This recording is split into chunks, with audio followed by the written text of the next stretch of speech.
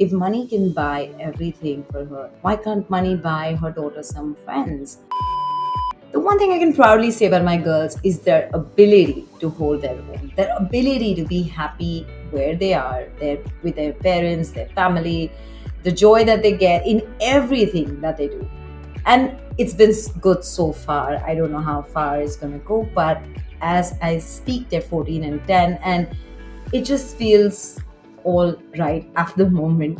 And I know kids can be unpredictable, but let me share a story. And this one kind of gave me a little knot in my stomach, and I thought this story needs to be shared, not only because of how I felt, but it just made me sit back, reflect, and that's exactly what I want to share with you guys today. There's no script, there's really no plan, but to really share with you an incident that recently happened with my daughter when she went down to play in the building with her few friends.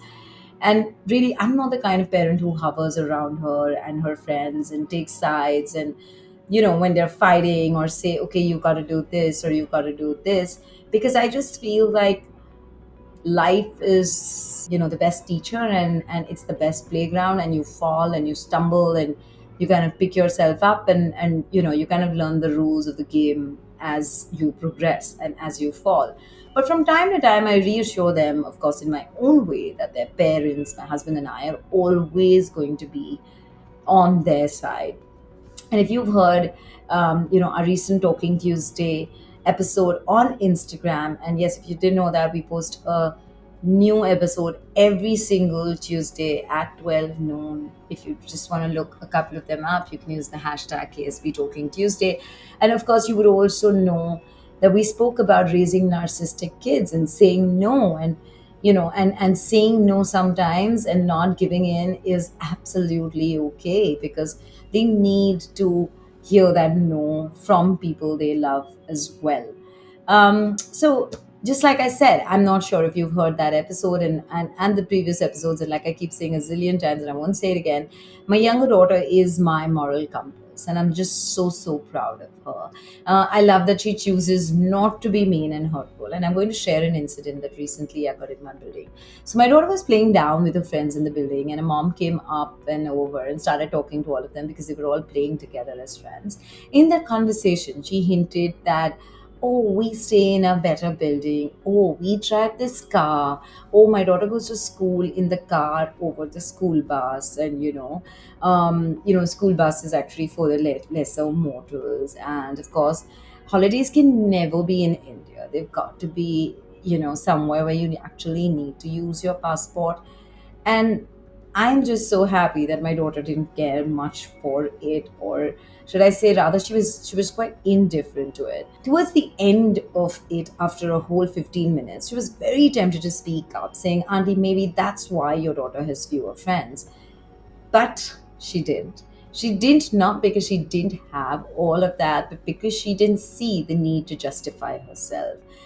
She thought someone else's pettiness does not need her attention. And this podcast isn't really about a rant, but a very serious issue of a generation of parents that believe all of these things will buy their children happiness. And that's the conversation we need to start. It's not about how great my daughter is, or how well brought up she is, or how children, of course, can be funny, mean, nasty, good. They all have their reasons for what they're doing, why they're doing. And I don't believe we have mean kids. But we definitely can be more mindful as parents. So, do we come across as a generations of parents who believe that happiness really rests in materialistic things? And that's the question that I really dealt with while I was thinking about the conversation that my daughter had.